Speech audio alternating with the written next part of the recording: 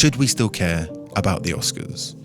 I've been watching the show since I was a child, and it doesn't even start in the UK until about 1 a.m, so that's commitment. And the Academy Award for Actor goes to... Though I don't like it quite this much. Anthony Hopkins, the father. Oh my God, it was Anthony Hopkins! It was Anthony Hopkins! It was Anthony Hopkins! It was! Oh! You may have heard that in recent years, the viewing figures have been in steady decline. In 2014, the show had over 40 million viewers. But by 2020, that was cut in half. And for the most recent one, it was cut in half again. This was to be expected this year with cinemas being shut down.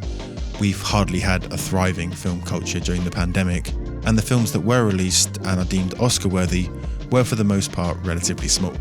Not many people saw them. But that doesn't account for last year, or its general decline since the 1970s, when it was neck and neck with the Super Bowl. The Oscars are radically shrinking, and its cultural currency is becoming diminished. Why is this? This video is sponsored by Mubi.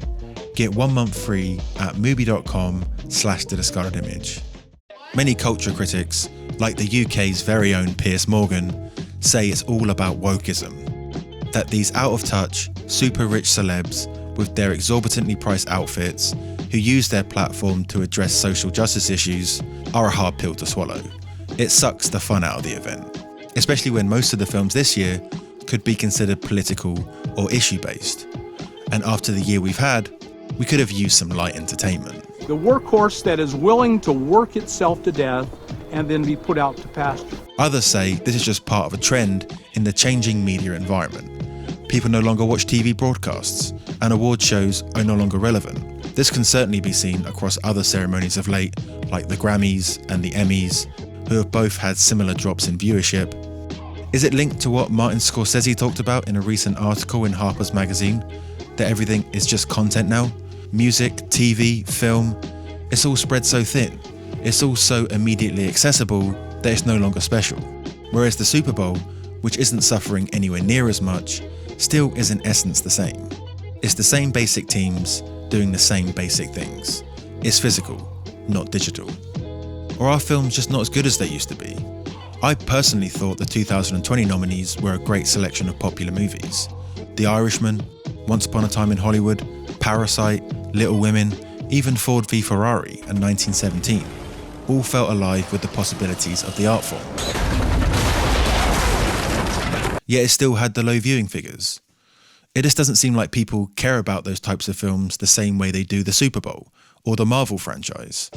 That's why the Oscars tried to introduce the Best Popular Film category, to entice audiences of the biggest budgeted franchise films. There's been a separation between the films deemed great by the Academy and the ones audiences are actually watching, but this wasn't always the case. The first year I watched the broadcast, Titanic won Best Picture. It was the most expensive film ever made, and it was the highest grossing film at the time too. The original Star Wars, which you could argue paved the way for the new franchise mentality, was nominated for Best Picture too, as were all 3 Lord of the Rings films, with The Return of the King taking home the big prize. None of these films are my favourite of their respective years, but I still think they're all commendable works of populist movie making. I can't say the same for most of the films that are getting the biggest budgets these days. They just don't cut the mustard for me. That's not to say that the Academy doesn't have a problem awarding great popular movies when they warrant it. A horror film rarely wins Best Picture, or a comedy, and Titanic itself still fits the comfortable Academy model of historical drama. James Cameron didn't win for the Terminator films. Steven Spielberg, the original popcorn maestro, has only ever won an Oscar when he's touched upon serious historical subjects with Schindler's List and Saving Private Ryan. Films like Jaws or E.T., which are lighter entertainments and are also better films in my opinion, didn't win big awards. I think that's a problem. I think the Academy should be valuing the merits of films regardless of seriousness.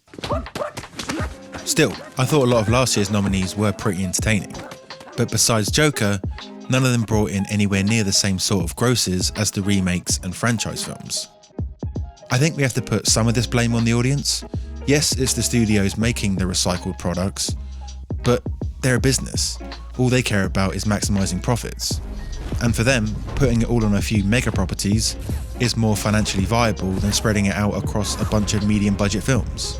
Yet why are audiences settling for this? You can't sell something people don't want to buy.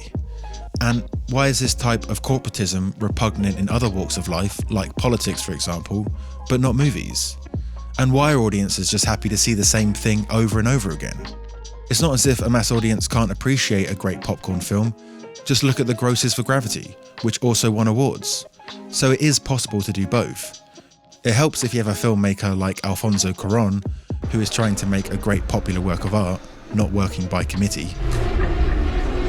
But why should we care? Especially when no one thinks the Oscars are actually the barometer of great cinema. If that were the case, Stanley Kubrick would have won a Best Director award, and Martin Scorsese wouldn't have had to wait until The Departed to get his. And as a moviegoer, I'm more than a little frustrated that all the decent medium-sized budget films that Hollywood makes, aka the Oscar contenders, are all released around the same period. I remember in the first half of 2019, there were a number of months where the only time I went to a non-art house cinema was to watch Disney films.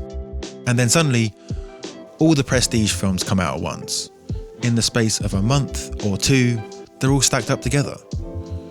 I don't think this gives the films the best chance to grow and find the biggest audience, not to mention how much it costs to see all these films theatrically in that short period of time. Yet the reason it is this way is because the Oscars. It's assumed the Academy have the memory of a fish. So if a film doesn't come out in the Oscar season, then it's less likely to be nominated for Best Picture. Why has it got to be this way?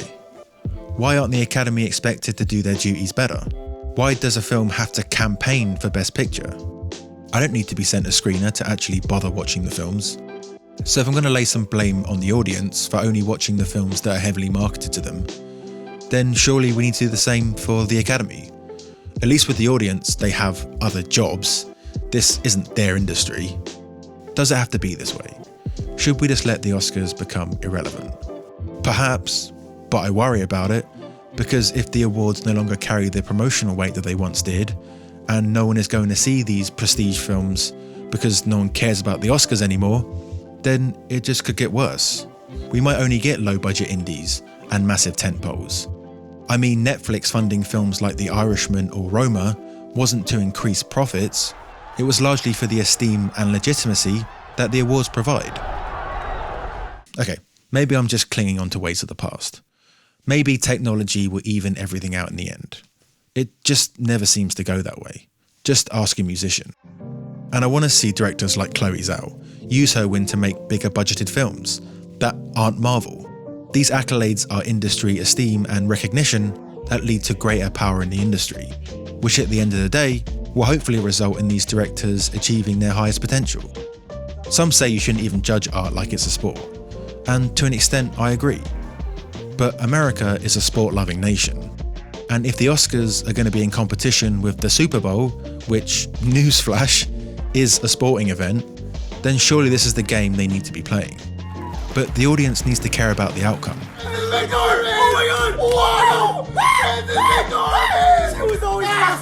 I enjoy the sport of it. I like the buzz that it creates.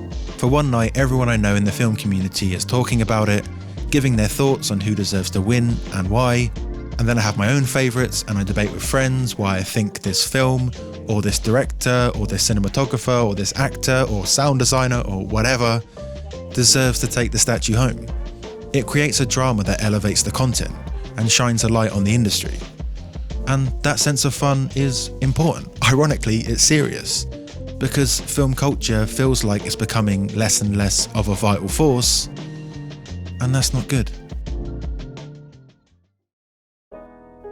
Over the years, it hasn't been uncommon that I prefer the winner of the Best Foreign Language Oscar over many of the Best Picture nominees. That was true this year with Thomas Vinterberg's Another Round, as it was with a previous winner of that award, Paweł Pawlikowski's Ida, which is currently showing on Mubi in the US, as part of their And the Oscar Goes To series. Set in 1962 Poland, the writer-director's native country, the film is a personal, historical drama shot in exquisitely composed black and white about a nun who goes on a journey of self-discovery after learning of her Jewish roots.